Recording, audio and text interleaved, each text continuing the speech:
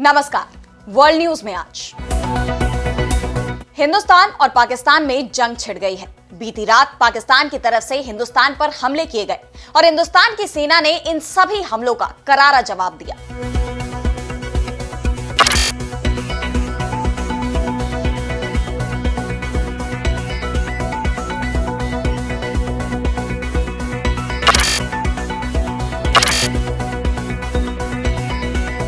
हिंदुस्तान में रात भर सायरन बजते रहे। पाकिस्तान की तरफ से हिंदुस्तान के सैन्य बेसों को निशाना बनाया गया, लेकिन उनके सारे हमले नाकाम साबित हुए। इसके साथ ही पाकिस्तान के डिफेंस सिस्टम की पोल खुलकर सामने आ गई, जिसके बाद कहा तो यह भी जा रहा है कि पाकिस्तान लंबे वक्त तक इस संघर्ष में टिक नहीं पाएगा। तो हिंदुस्तान और पाकिस्तान में तेज हुआ सैन्य टकराव, इस पर हम करेंगे विस्तार से चर्चा, लेकिन आइए जरा उन खबरों को भी देख लें जिन पर आगे होगी बात।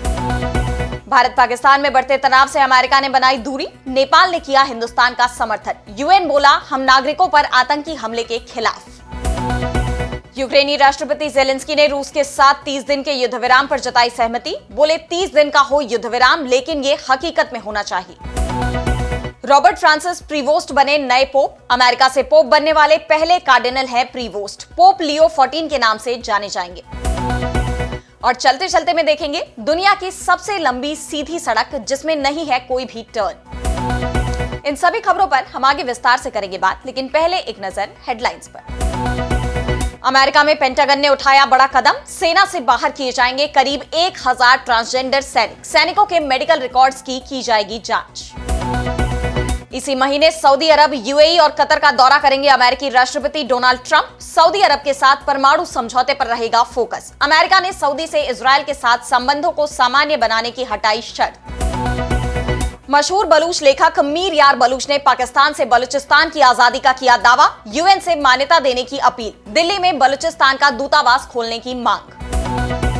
बांग्लादेश में फिर सड़कों पर उतरे छात्र, बांग्लादेश के पूर्व राष्ट्रपति अब्दुल हामिद के विदेश रवाना होने का किया विरोध, हामिद पर एक शख्स की जान लेने का आरोप। तो हिंदुस्तान और पाकिस्तान के बीच शुरू हुआ सैन्य टकराव तेज होता जा रहा है। अभी इसने ऑल आउट जंग का तो रूप नहीं लिया है, लेकिन जिस तरह से संघर्ष का दायरा बढ़ता जा रहा है, उसके बाद इस जंग को लेकर चर्चाएं जरूर शुरू हो गई हैं। पाकिस्तान ने बीती रात एक बार फिर हिंदुस्तान के सैन्य ठिकानों पर हमले की कोशिश की। पाकिस्तान ने ड्रोन और मिसाइलों से रात करीब 8:30 बजे जम्मू, पठानकोट और उधमपुर पर हमला किया, लेकिन हिंदुस्तान ने पाकिस्तान की मिसाइल और ड्रोन को पूरी तरह से नाकाम कर दिया। इस बार भी हिंदुस्तान की तरफ से S-400 और आकाश मिसाइल डिफेंस सिस्टम की मदद से पाकिस्तान के हर हमले को नाकाम किया गया। पाकिस्तान के करीब 50 ड्रोन और कई मिसाइलों को नाकाम कर दिया गया है। इस बीच सीमा पर गांवों को खाली कराने का काम भी शुरू हो गया है। राजस्थान के जैसलमेर में पाकिस्तान बॉर्डर से 20 किलोमीटर दायरे में गांव खाली कराए जा रहे हैं। जैसलमेर में मिलिट्री स्टेशन है, ऐसे में यहां पाकिस्तान की तरफ से मिसाइल और ड्रोन हमला हो सकता है। इस बीच हिंदुस्तान के रक्षा मंत्रालय की तरफ से एक बार फिर से मीडिया के लिए गाइडलाइंस जारी की गई हैं, जिसमें कहा गया है कि सभी मीडिया चैनलों, डिजिटल प्लेटफॉर्म और व्यक्तियों को डिफेंस ऑपरेशंस और सेना की आवाजाही की लाइव कवरेज या रियल टाइम रिपोर्टिंग से बचने की सलाह दी जाती है।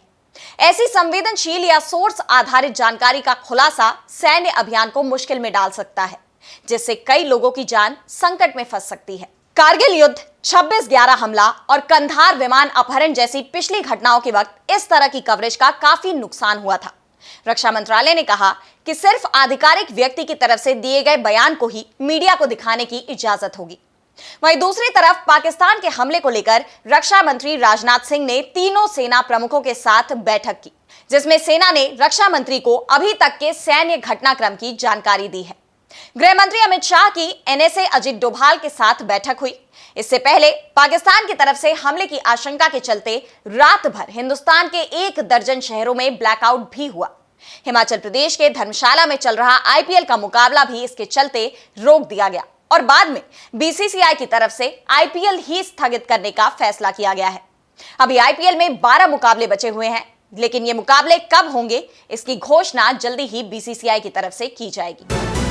और अब बढ़ते हैं अगली खबर की तरफ, जहां हम बात करेंगे हिंदुस्तान और पाकिस्तान में तनाव पर अलग अलग देशों के रुख की।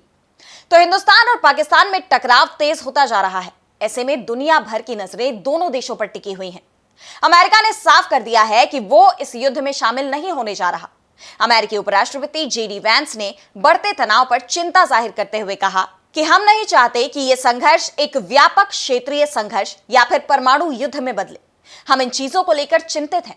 हम जो कर सकते हैं वो ये है कि इन लोगों को थोड़ा शांत होने के लिए प्रोत्साहित करने की कोशिश करें, लेकिन हम जंग में शामिल होने नहीं जा रहे हैं, जो मूल रूप से हमारा काम भी नहीं है। अमेरिका की इसे नियंत्रित करने की क्षमता से इसका कोई लेना देना नहीं है। अमेरिकी उपराष्ट्रपति ने कहा कि अगर ये जंग वाकई में बढ़ती है तो ये विनाशकारी होगा। अमेरिका ने तो इस मसले से दूरी बना ली है, लेकिन हिंदुस्तान का पड़ोसी देश नेपाल जरूर समर्थन में आया है। नेपाल के विदेश मंत्रालय ने एक विज्ञप्ति में कहा कि आतंकवाद के खिलाफ लड़ाई में हम सभी के साथ है। अपने सैद्धांतिक रुख के अनुरूप नेपाल किसी भी विरोधी ताकत को अपने पड़ोसी देशों के खिलाफ अपनी जमीन का इस्तेमाल करने की इजाजत नहीं देगा। नेपाल की तरफ से जारी इस विज्ञप्ति में आगे कहा गया कि नेपाल सरकार 22 अप्रैल 2025 को पहलगाम आतंकवादी हमले के बाद हिंदुस्तान और पाकिस्तान के बीच बढ़ते तनाव को लेकर बहुत चिंतित है। इस हमले में एक नेपाली नागरिक ने भी अपनी जान गंवा दी।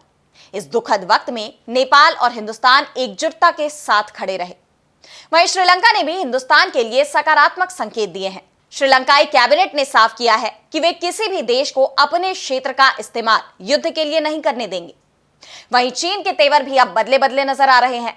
जो चीन पहले खुलकर पाकिस्तान के समर्थन में आया था, अब वो दोनों देशों से ऐसे कदम उठाने से बचने की अपील कर रहा है जो हालात को और जटिल बना सकते हैं। उसने दोनों पड़ोसियों से शांति और स्थिरता के व्यापक हित में काम करने का अनुरोध किया। संयुक्त राष्ट्र ने भी आतंकवाद के खिलाफ अपनी प्रतिबद्धता जताई है।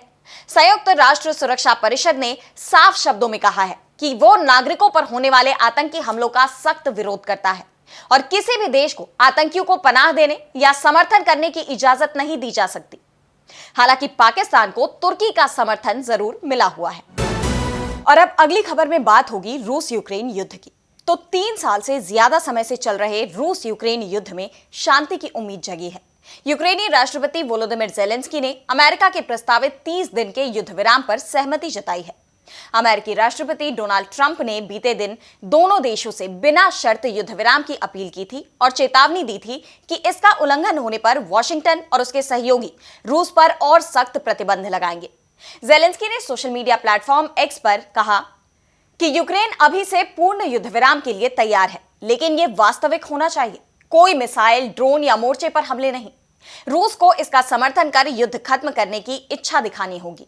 ज़ेलेंस्की ने आगे कहा कि यह पहला मौका नहीं है जब युद्ध विराम की पेशकश हुई है, लेकिन ये 30 दिन शांति की शुरुआत बन सकते हैं। ज़ेलेंस्की ने अमेरिका की भूमिका को अहम बताते हुए कहा कि 80 साल पहले नाजी जर्मनी के खिलाफ दुनिया को अमेरिका की जरूरत थी और आज भी दुनिया को उसकी जरूरत है। अमेरिका का यह प्रस्ताव ऐसे वक्त पर आया है जब 9 मई को रूस में विक्ट्री डे परेड का आयोजन हो रहा है, जो द्वितीय विश्व युद्ध में नाजी जर्मनी पर सोवियत संघ की जीत की 80वीं वर्षगांठ के रूप में मनाया जा रहा है। रूसी राष्ट्रपति व्लादिमीर पुतिन ने इस मौके पर 8 से 10 मई तक 72 घंटे के युद्ध विराम की घोषणा की थी। हालांकि ज़ेलेंस्की ने पूर्ण और स्थायी युद्ध विराम पर जोर दिया है। सऊदी अरब में हाल ही में हुई शांति वार्ता में अमेरिका और यूक्रेन ने युद्ध विराम पर सहमति जताई थी। अमेरिकी विदेश मंत्री मार्को रूबियो ने कहा कि अब गेंद रूस के पाले में है। ट्रंप ने भी पुतिन से इस मुद्दे पर बातचीत की योजना बनाई है। हालांकि रूस ने कुछ शर्तें रखी हैं, जैसे कि यूक्रेन का नाटो में शामिल ना होना।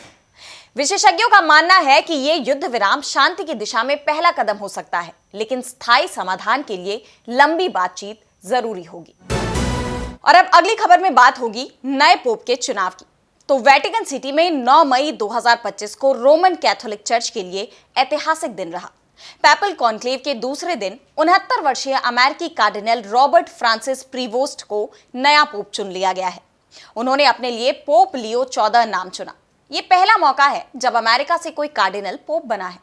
133 कार्डिनलों ने सिस्टीन चैपल में गुप्त मतदान किया। 2/3 बहुमत यानी 89 वोटों के साथ पोप लियो 14 चुने गए। वोटिंग के दूसरे दिन चैपल की चिमनी से सफेद धुआं निकला, जो नए पोप के चयन का संकेत था। यह 1900 के बाद 5वां मौका है जब 2 दिनों में ही नया पोप चुन लिया गया। वेटिकन में मौजूद 45,000 से ज्यादा लोग इस खबर से उत्साहित हो उठे। सेंट पीटर स्क्वायर में तालियों की गड़गड़ाहट और खुशी की लहर दौड़ गई। लोग एक दूसरे को बधाई देने लगे। दरअसल पोप के चुनाव के लिए 7 मई को वोटिंग का पहला दिन था, लेकिन तब कोई फैसला नहीं हो सका। 8 मई को सिस्टीन चैपल में कार्डिनलों ने औपचारिक जुलूस निकाला और गोपनीयता की शपथ ली। रात 9:15 बजे पहला मतदान शुरू हुआ। अगले दिन सफेद धुआं निकलते ही दुनिया को नए पोप का पता चला। चुनाव के बाद Pope Leo 14 Saint Peter's Basilica की बालकनी पर आए। उन्होंने स्पेनिश भाषा में लोगों को संबोधित किया और दया, प्रेम और एकता का संदेश दिया। उन्होंने कहा कि मैं सभी कार्डिनलों का शुक्रिया अदा करता हूं। मैं उन लोगों के साथ काम करूंगा जो बिना डर के यीशु का संदेश फैलाते हैं। अब बात नए पोप के बारे में करें तो पोप लियो 14 का जन्म 14 सितंबर 1955 को अमेरिका के इलिनॉय में हुआ था। वे पोप फ्रांसिस के करीबी सहयोगी रहे हैं। उनकी सोच भी पोप फ्रांसिस से मिलती जुलती है। उन्होंने तलाकशुदा और पुनर्विवाह करने वाली महिलाओं को चर्च के त्योहारों में शामिल करने के फ्रांसिस के फैसले का समर्थन किया था। नए पोप के चयन ने वेटिकन को उत्सव के रंग में रंग दिया। पोप लियो 14 की उदार और प्रगतिशील सोच से चर्च को नई दिशा मिलने की उम्मीद है। दुनिया भर के कैथोलिक अनुयायी उनके नेतृत्व में प्रेम और शांति का संदेश फैलाने के लिए उत्सुक है। यह ऐतिहासिक पल न केवल कैथोलिक समुदाय बल्कि पूरी दुनिया के लिए प्रेरणा का प्रतीक है। और अब चलते चलते में बात करेंगे दुनिया की सबसे लंबी सीधी सड़क की, जिसमें 256 किलोमीटर तक कोई मोड़ नहीं है। सड़कें आमतौर पर समतल, घुमावदार या पहाड़ी रास्तों से होकर गुजरती हैं, लेकिन सऊदी अरब का हाईवे 10 एक ऐसा चमत्कार है जिसे देखकर इंजीनियर भी हैरान रह जाते हैं। ये 256 किलोमीटर लंबी सड़क इतनी सीधी है कि इसमें एक भी मोड़ नहीं है, जिसके कारण ये वर्ल्ड रिकॉर्ड होल्डर बन चुकी है। ये हाईवे रब अल खली यानी दुनिया के सबसे बड़े रेतीले रेगिस्तान को तीर की तरह चीरता हुआ गुजरता है। हाईवे 10 को शुरू में सऊदी अरब के राजा फहद के लिए निजी सड़क के रूप में बनाया गया था। इसका डिजाइन इतना सटीक है कि ये रेगिस्तान की मुश्किल परिस्थितियों में भी मजबूत खड़ा है। आज ये सड़क तेल से समृद्ध शहर हराद को संयुक्त अरब अमीरात की सीमा चौकी अल बाथा से जोड़ती है और आम लोगों के लिए भी खुली है। रेत के टीलों और मैदानों से घिरी ये सड़क ड्राइवरों को एक शानदार और रोमांचक अनुभव देती है। हालांकि ये सड़क खतरे से खाली नहीं है। यहाँ सबसे बड़ा जोखिम ऊंटों से है, जो अक्सर ही रास्तों पर भटक आते हैं और ड्राइवरों के लिए मुश्किलें खड़ी कर देते हैं। ऑस्ट्रेलिया का आयर हाईवे भी 146 किलोमीटर तक बिना मोड़ के चलता है, लेकिन ये हाईवे 10 से छोटा है। दोनों सड़कें वन्य जीवों की वजह से रोमांचक और जोखिम भरी भी हैं। हाईवे 10 को पार करने में करीब 2 घंटे लगते हैं। ये 120 मिनट का सफर आज की भागदौड़ भरी दुनिया में एक अनोखा और शांत अनुभव देता है। ये सड़क न सिर्फ इंजीनियरिंग का कमाल है, बल्कि रेगिस्तान की सुंदरता को करीब से देखने का मौका भी देता है।